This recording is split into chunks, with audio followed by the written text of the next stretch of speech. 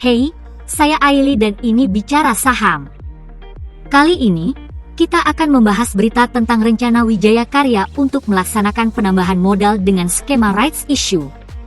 Aksi korporasi ini berkaitan dengan penyertaan modal negara senilai 6 triliun rupiah dari anggaran pendapatan dan belanja negara tahun 2024. Wijaya Karya atau Wika mendapatkan suntikan dana lewat penyertaan modal negara sebesar 6 triliun rupiah pada tahun 2024. Dana tersebut akan digunakan untuk memperkuat struktur permodalan dan meningkatkan kapasitas usaha. Ini adalah kabar baik bagi para investor milenial yang tertarik berinvestasi di Wika. Suntikan dana dari pemerintah akan membuat Wika lebih kuat dan mampu bersaing di pasar global. Berikut adalah beberapa manfaat yang akan didapatkan Wika dari suntikan dana penyertaan modal negara 6 triliun rupiah. Pertama, meningkatkan struktur permodalan. Saat ini, rasio utang terhadap ekuitas Wika cukup tinggi. Dengan penyertaan modal negara 6 triliun rupiah, debt to equity ratio Wika akan turun. Hal ini akan membuat Wika lebih sehat secara finansial dan mampu memperoleh pinjaman dengan bunga yang lebih rendah. Kedua, meningkatkan kapasitas usaha. Dana penyertaan modal negara akan digunakan untuk membiayai proyek-proyek infrastruktur yang sedang dikerjakan Wika, seperti jalan tol, bendungan, dan bandara. Dengan kapasitas usaha yang lebih besar, Wika akan mampu meningkatkan pendapatan dan laba. Ketiga, memperluas pasar global. Wika akan menggunakan dana penyertaan modal negara untuk ekspansi ke pasar global.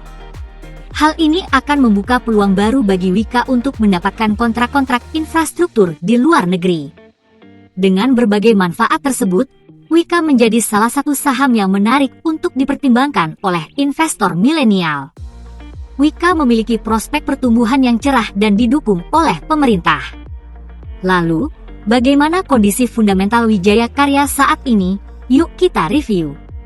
Tapi sebelum itu, ayo di like, share dan subscribe sebagai bentuk apresiasi dan membantu perkembangan channel ini.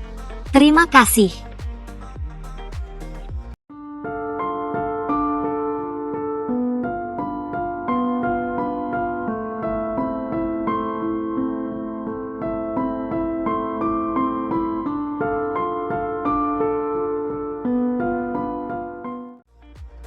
Di sisi lain, Wijaya Karya atau Wika membukukan rugi bersih sebesar 6,4 triliun rupiah per kuartal 3 2023, membengkak 11,4% dari periode yang sama tahun lalu sebesar 5,5 miliar rupiah.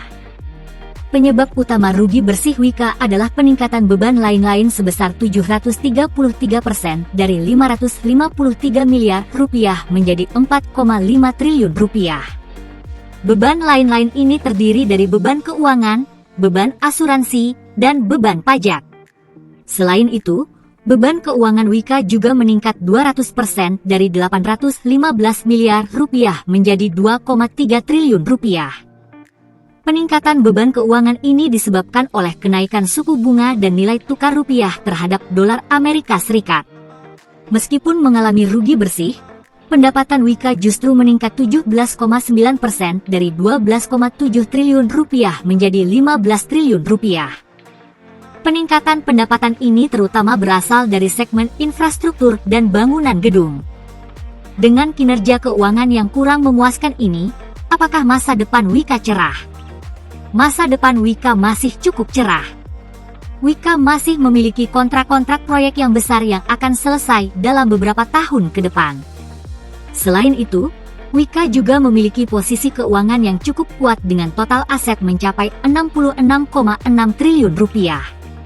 Namun, Wika perlu melakukan pembenahan di beberapa aspek, seperti manajemen keuangan dan efisiensi biaya. Wika juga perlu mencari sumber pendanaan yang lebih murah untuk mengurangi beban keuangan. Berikut adalah beberapa langkah yang dapat dilakukan Wika untuk memperbaiki kinerja keuangannya. Pertama, melakukan restrukturisasi keuangan untuk mengurangi beban utang. Kedua, meningkatkan efisiensi biaya di seluruh lini bisnis. Ketiga, melakukan diversifikasi bisnis untuk mengurangi ketergantungan pada satu segmen bisnis saja. Jika Wika dapat melakukan langkah-langkah tersebut, maka masa depan Wika masih cukup cerah. Untuk para investor, kinerja keuangan Wika yang kurang memuaskan ini merupakan sinyal untuk berhati-hati. Investor perlu melakukan analisis lebih lanjut sebelum memutuskan untuk berinvestasi di Wika. Akhirnya, bagaimana pendapat sobat semua mengenai emiten Wijaya Karya? Tulis di kolom komentar. Tetaplah bijaksana, dan kita bertemu kembali pada analisa artificial intelligence selanjutnya. Saya Aili, dan ini Bicara Saham.